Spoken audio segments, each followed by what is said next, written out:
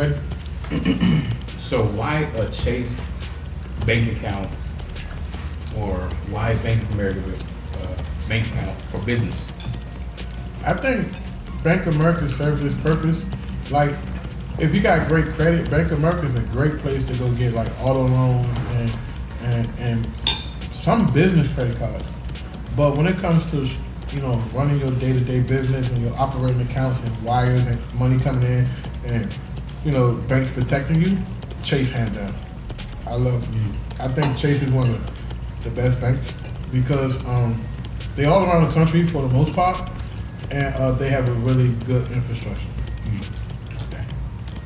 So yeah, I think most people, even right now, like bank accounts, I think as an entrepreneur, you should have a physical bank where, you know, it's not virtually, and I still think you should bank with a fintech bank. So my favorite fintech bank is Grex, Brex. I like them because you can have unlimited virtual credit cards, like, and then it's tied to your cash available balance. So, and then you get you get like 1% cash back on every transaction. So like every 2 weeks, I probably cash out like $300-400 in points and just put it in my account because I was spending the money anyway. Oh, okay. Wow, that's good information right there.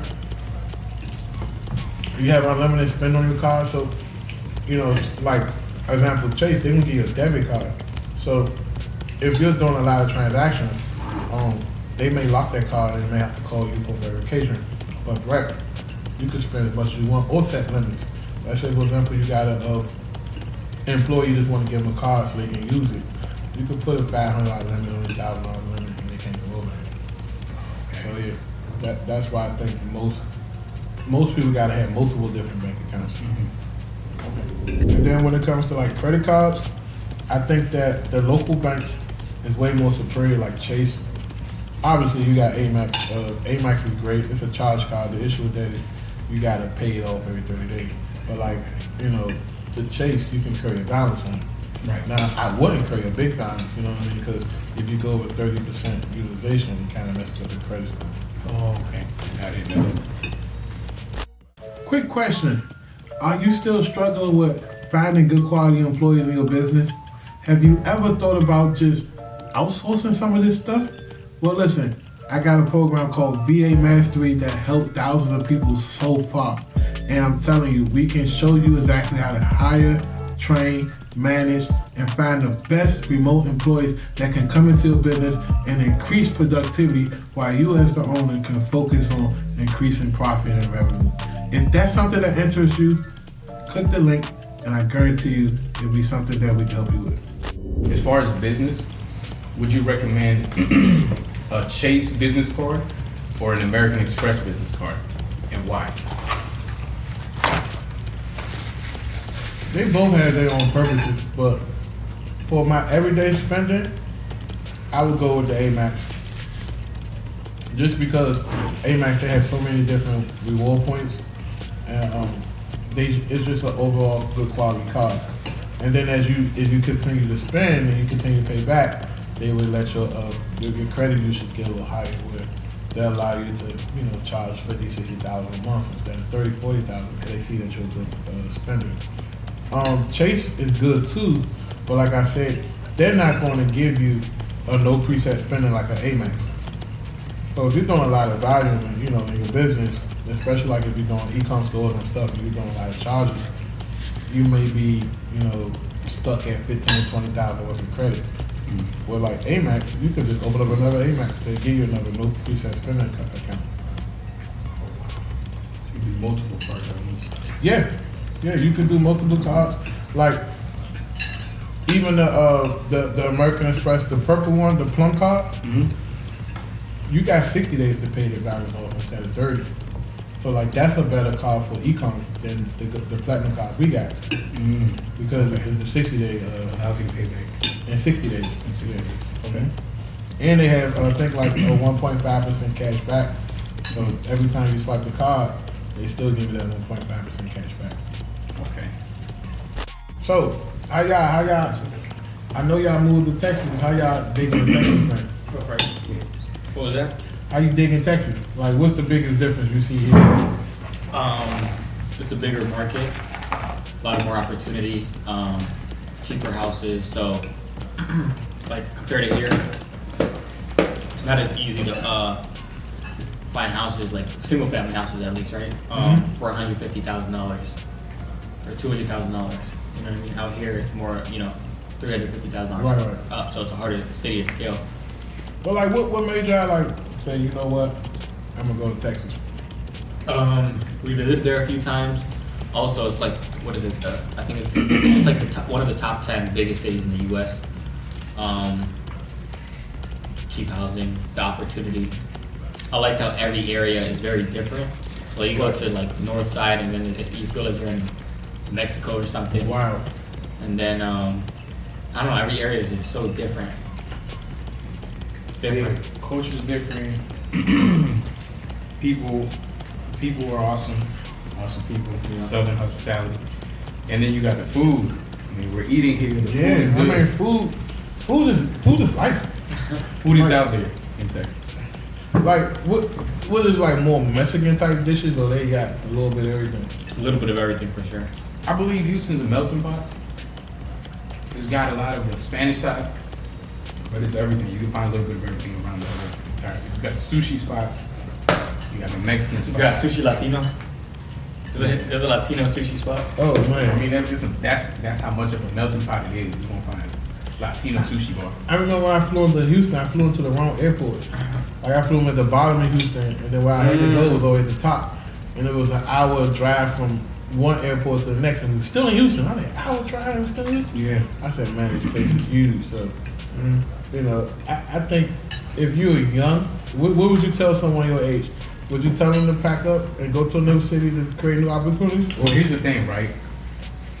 I feel like I've talked about this a lot, right? We all come from this certain area where we're comfortable, Right. and you want to get out of your comfort zone in order to expand Your how you mind. think and how you act. So if you're always around the same circle, you're gonna act a certain way, and you might just be closed-minded for a very, very long time, and that's all you'll ever know. So you have to get out of your city in order to your brain is just gonna take in so much, soak up so much information from whatever it is you're trying to learn in life, That's and so- you'll grow. That's so true. You just grow differently mentally. Like, we only been there for 2 months and made some of our biggest investments and biggest profits. It been 2 months already? Time flying. Well, it's about to be the second month now. But just in those 2 months, we're already doing some of our biggest investments and our biggest profit margins. And we didn't change anything that we're doing. We're doing the same thing. Right. And yet we're growing, but it's because our mindset grew. Right. Because I think like even when I seen it, you talked to me about the situation.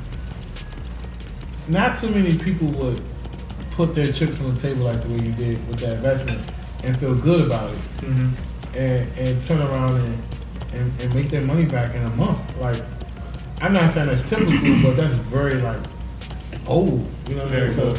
So like, even now you getting this money back. Like, what's the game plan? Do you continue to do it, or Continue to do it, and just repeat, and put money aside for investments, other investments.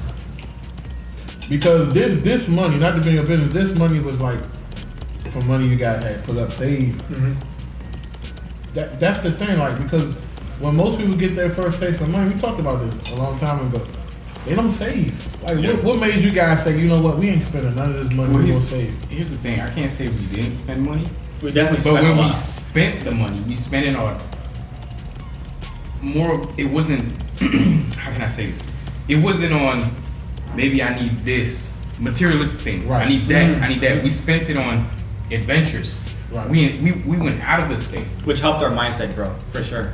and then when we got out of this state and into a third world country, we're just like, okay, we can do this on our own. We can be on our own. And it's like, okay, why not just move out of the state? So we went out. We went out of the country, and now we said, let's get out of the state, and that just automatically helped us take more risks. And that's when we decided to invest a lot of our money into Other investments. Other investments. Yeah, I think I agree with what he said basically. we definitely spent money, but it was on things that are actually investments for ourselves Right. in a way. So to be exact, we expended a lot on traveling, fun experiences, adventures, and then that just helped us be more open-minded of what's available in this world and the opportunities. And so at the end of the day, that money we spent was really an investment on ourselves. Yeah, I feel the same way. Man, that's crazy because I don't know too many people under the age of 30 who's saying, "Yo, I'm not gonna touch this money," or even discipline themselves. "I'm not gonna touch this money," and then when opportunity presents itself, you know, you go all in. Most people would have talked themselves out of that situation like, "I can." Here's the thing, right? I've always thought about it this way. If you're gonna make a big investment, make sure you do some homework on that investment you're going to make, and make sure that either you're gonna make your money back, you're not gonna lose, or you know that you'll make a percentage of it. Right. In this case, we made way more than we thought we could make, but it was all because we were not afraid of taking risks. Right. And And it wasn't reckless. yeah, To me, when I looked at the situation, when we first, called me about it, I was like, "Yo, this is a great situation." You see what I'm saying? I was like, at the time, I didn't know the details, but I like, a blind man could see this is a good situation. I didn't know. I thought you guys like partner with a lender or somebody. I didn't know you guys kind of went all in with yourselves. yeah, Like, they don't make them like that no more. People don't invest in themselves like that. So, yeah. what type of like conversation was it coming back from, overseas? Did you guys say, you know what, we want to move out of state, or that was something that was playing like while I was there? Yeah, I think I had the original plan to move out of state, and then going out of the country. So I traveled out of the country alone for a few days, and I kind of like learned to like move around myself, and then I was like, okay, I could definitely move on my own. And then I brought up the idea to him, and he's always been, I'm like the visionary in the company, he's like the integrator, so I always bring up an idea, but he's the one who takes action on the idea.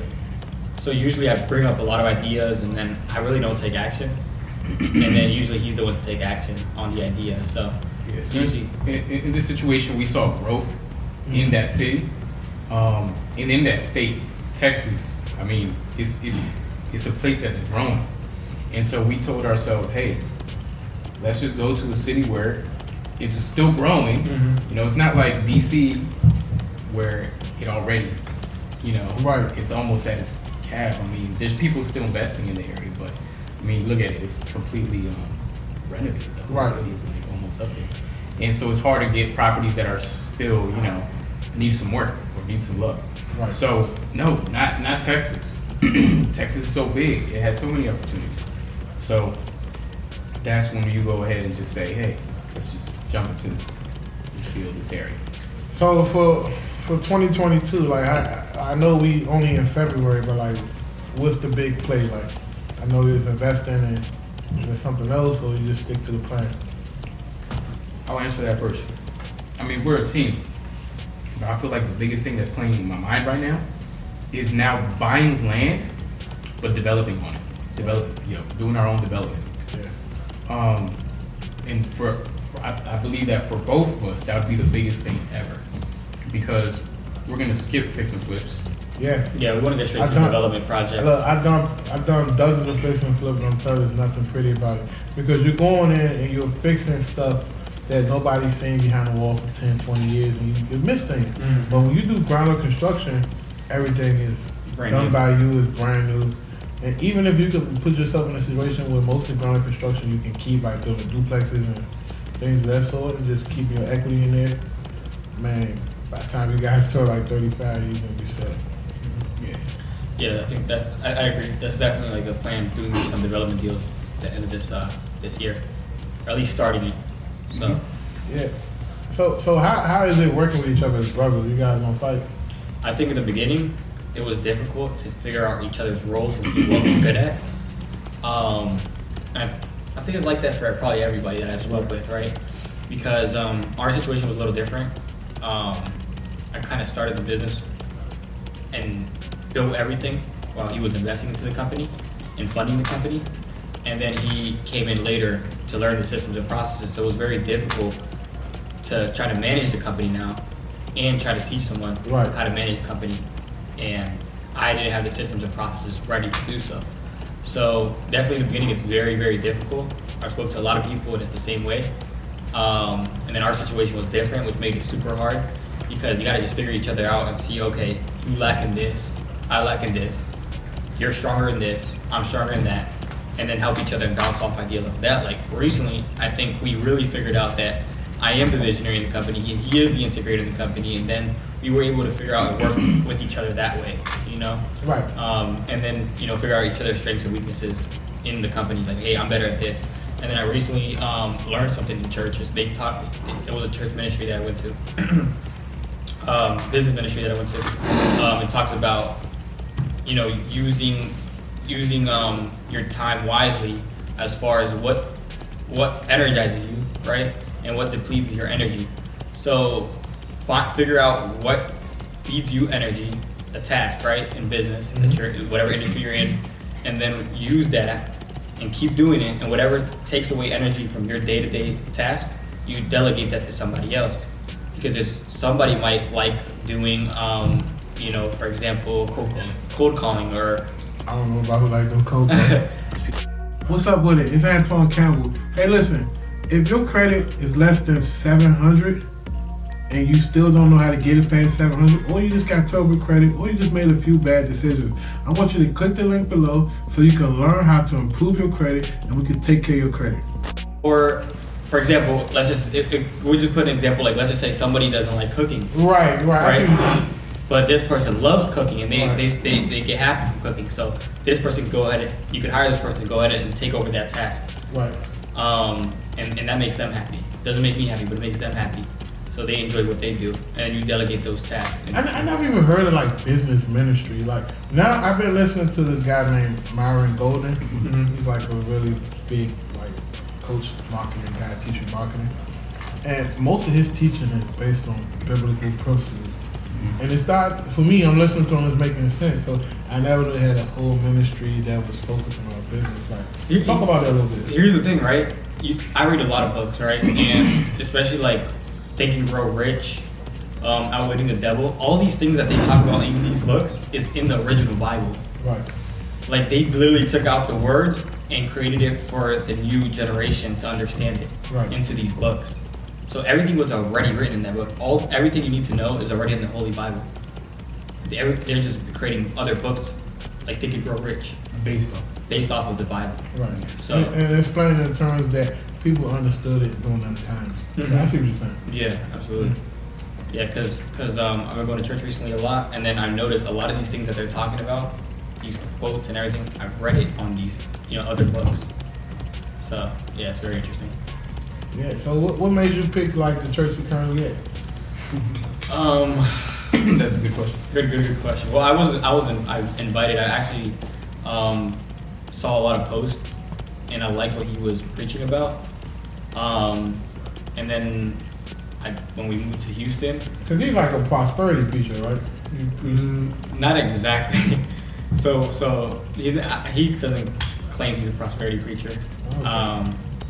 Because I think prosperity preachers are more presented as like evil people, and you know, I don't know. I can't. If anything, yeah. I feel as if when it comes, and I get it, they talk about prosperity in the church, and my biggest outtake from going to that church is when they start saying affirmations before the church starts, before the preacher even begins his message. They give you affirmations, and these affirmations are basically telling people you are great, you are positive, you are energetic, and all these other things before you even start speaking about whatever you start speaking. And here's the thing, people in general, they have to get treated a certain way in order for them to go through their daily life. Right. Okay? So if you have these affirmations in your brain starting on Sunday, the rest of the week is going to be great.